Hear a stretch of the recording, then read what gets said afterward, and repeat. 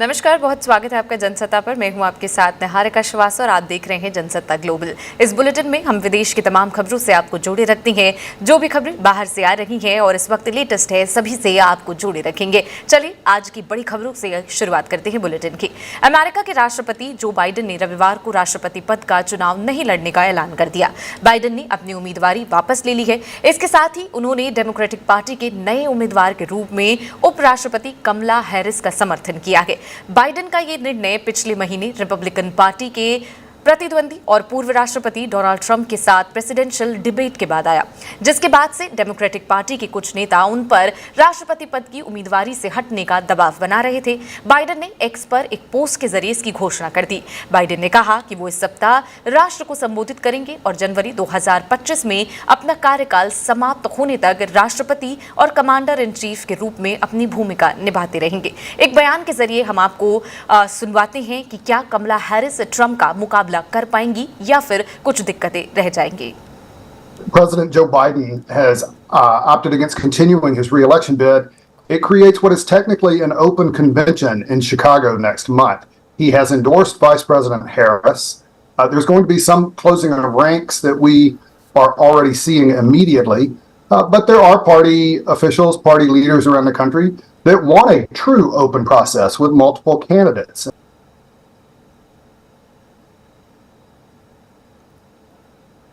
This is quite obviously such a moment in American politics and American history. There's not an obvious precedent. The closest thing to it was 1968, when President Johnson at the time opted, after primaries had begun, to state that he would not seek or accept his nomination, and that opened up the process for his party.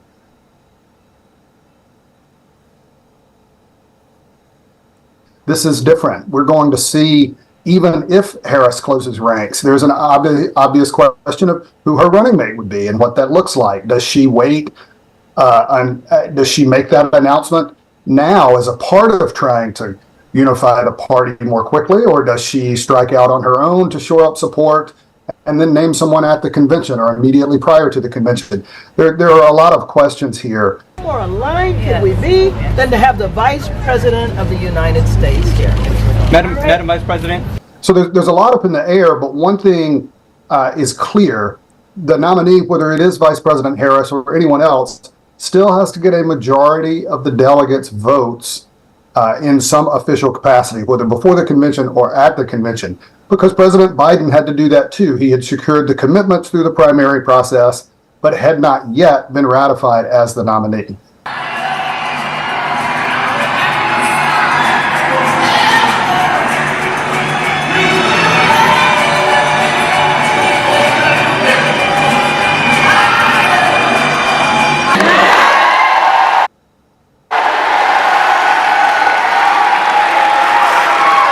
We beat Donald Trump once and we're going to beat him again.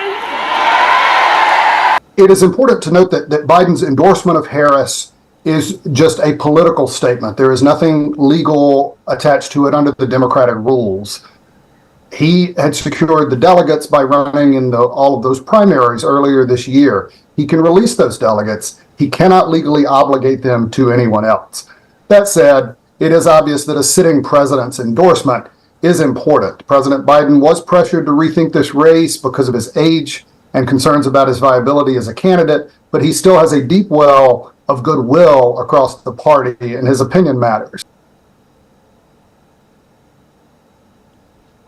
You are seeing almost immediately statements of support, first and foremost, for President Biden and kind of protecting his legacy and elevating him as a statesman.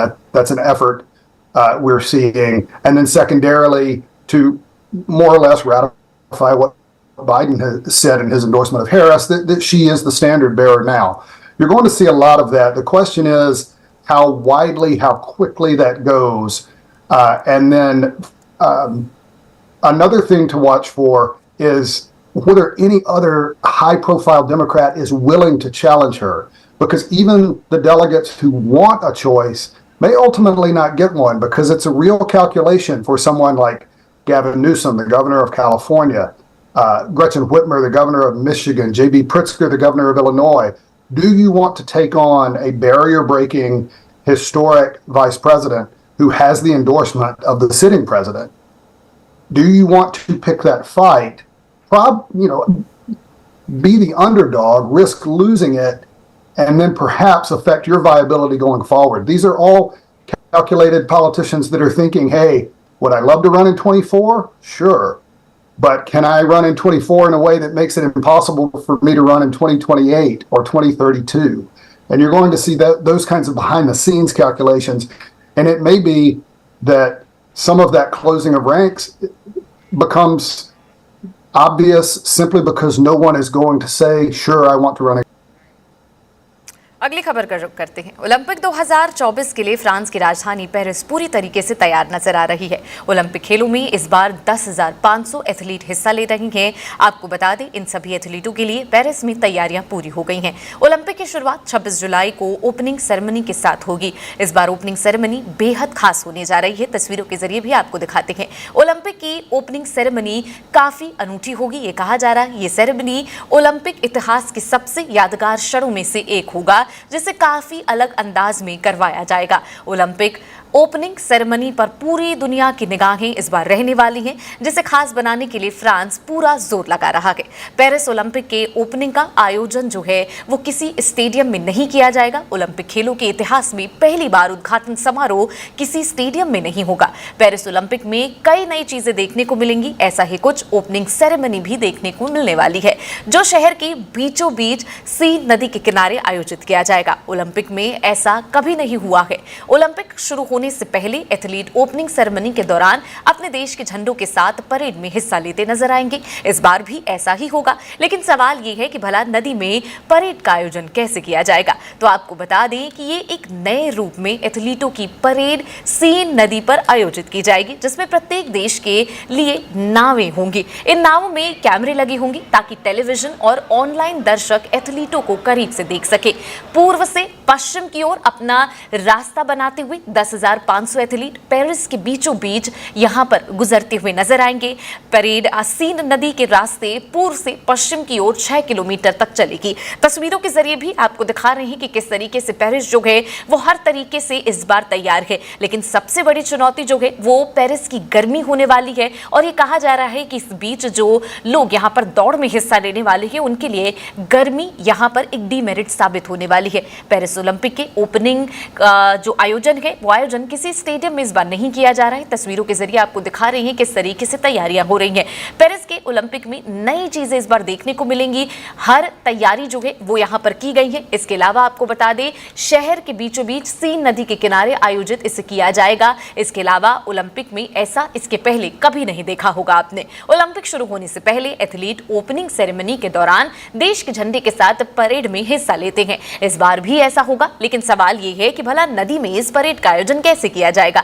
तो आपको बता दें कि ये तमाम चीजें एक नए रूप में नजर आएगी। एथलीटों की परेड सीन नदी पर आयोजित होगी, जिसमें प्रत्येक देश के लिए नावें यानी कि बोट जो है वो तैयार की जाएगी। इन बोटों पर सवार होकर आपको बता दें कि जितने भी यहाँ पर एथलीट्स हैं वो अपने देश का झंडा हाथ में लिए होंगे और एक जगह से दूसरी जगह पानी के रास्ते से जाते हुए नजर आएंगे। पूर्व से पश्चिम की ओर अपना रास्ता बनाते हुए 10,500 एथलीट पेरिस के बीचों बीच गुजरेंगे और परेड सीन नदी के रास्ते पूर्व से पश्चिम की ओर 6 किलोमीटर तक चलेगी। तो ये तस्वीरें जो हैं हमने आपको दिखाई कि किस तरीके से पेरिस में इस वक्त जोरों शोरों से तैयारियां जो है चल रही हैं। बस अब ज्यादा वक्त नहीं बचा है अगले ओलंपिक के लिए। चलिए तीसरी खबर का रुख करते हैं। आपको बता दें कि बांग्लादेश की सुप्रीम कोर्ट ने कई दिनों तक चले हिंसक विरोध प्रदर्शनों के बाद सरकारी नौकरियों के लिए कोटा प्रणाली को आखिरकार वापस ले लिया।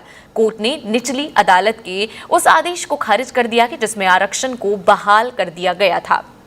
नौकरियों में कमी और कोटा सिस्टम खत्म करने की मांग को लेकर देश के अधिकांश प्रमुख शहरों में छात्रों और पुलिस तथा अर्धसैनिक बलों के बीच काफी ज्यादा हिंसक झड़प देखने को मिली, जिसमें 130 से लेकर यहां पर ज्यादा लोगों की मौत हो गई है, जबकि हजारों लोग घायल बताए जा रहे हैं। दरअसल बांग्लादेशी प्रधानमंत्री शेख हसीना ने 14 जुलाई को कह दिया था कि अगर स्वतंत्रता सेनानियों के पोते पोतियों को कोटे का फायदा ना मिला तो क्या रोजगारों के पोते पोतियों को मिलना चाहिए। इस बयान के बाद बाद युवाओं में आक्रोश फैल गया। कोटा सिस्टम हटाने की युवाओं की मांग ने और जोर पकड़ लिया। दरअसल प्रदर्शनकारी उस कोटे प्रणाली को समाप्त करने की मांग कर रहे थे जिसके तहत बांग्लादेश के 1971 के स्वतंत्रता संग्राम में लड़ने वाले दिग्गजों के रिश्तेदारों के लिए 30% सरकारी नौकरियां आरक्षित की गई थी। इनमें से 30% 1971 के मुक्ति संग्राम के स्वतंत्रता सेनानियों की वंशजों के लिए है, 10% पिछड़े प्रशासनिक जिलों के लिए, 10% महिलाओं के लिए और 5% जातीय अल्पसंख्यक समूहों के लिए और 1% विकलांग लोगों के लिए आरक्षित है।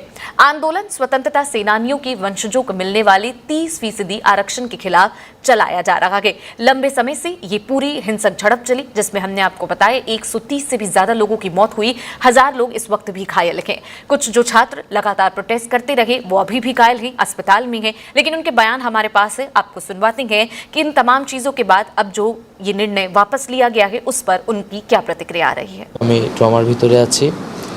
আমি মনে করি যে আমাদের বৈষম্য বিরোধী ছাত্র আন্দোলনকে ছত্রভঙ্গ করার জন্য আমাদের সমন্বয়কদের নানা ধরনের এখানে প্রহসন এবং নাটক করা হচ্ছে। এখানে আমাকে গুম করা হয়েছিল, অন্যদেরকে নিয়ে মিডিয়ায় নানা ধরনের বিভ্রাট তৈরি করা হচ্ছে, নানা ধরনের বিভাজন সরকারের জায়গা থেকে তৈরি করা হচ্ছে, আমাদের একতাকে নষ্ট করা হচ্ছে এবং ইন্টারনেট না থাকার কারণে এবং নিরাপত্তা সংকট থাকার কারণে আমরা একসাথে বসতে পারছি না, একসাথে আমরা যোগাযোগ করতে পারছি না। ফলে আমাদের সিদ্ধান্ত নিতেও আমাদের সমন্বয়হীনতা দেখা যাচ্ছে।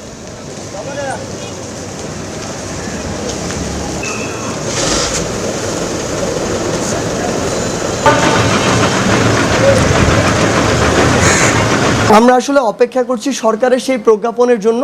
প্রজ্ঞাপনটি যখন আসবে তখন সেটিতে সকল গ্রেড রাখা হচ্ছে কিনা এবং ফাইনালি কত % রাখা হচ্ছে সেটা দেখে আমরা বলতে পারবো যে আমাদের আসলে প্রতিক্রিয়াটি কি, এটি পজিটিভ প্রতিক্রিয়া হচ্ছে নাকি নেগেটিভ হচ্ছে।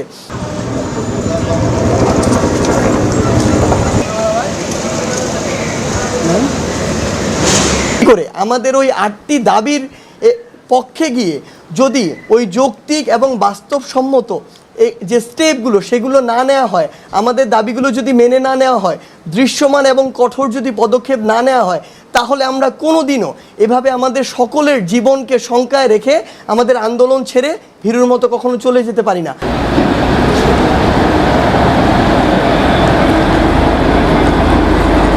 ফার্মেসি ব্যতীত যে দোকানগুলো আছে সেগুলো বন্ধ করে দিন। কারফিউ বিদ্যমান থাকার কারণে শাটডাউন যে কর্মসূচিটা আমাদের ছিল এই শাটডাউন কর্মসূচিটা আমরা রাখছি না।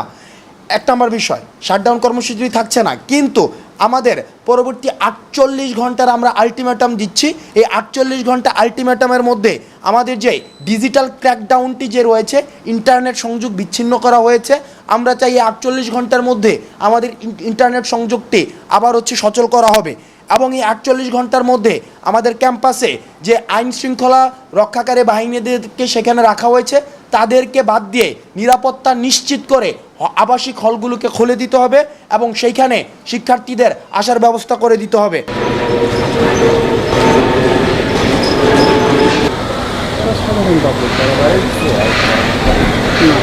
যেহেতু আমরা শাটডাউন তুলে নিচ্ছি, সুতরাং আমরা সরকারের কাছে আমরা আহ্বান জানাবো এই 48 ঘন্টার মধ্যে কারফিউ যেটি রয়েছে সেই কারফিউটিকে তুলে দিয়ে স্বাভাবিক জনজীবনকে নিশ্চিত করতে হবে।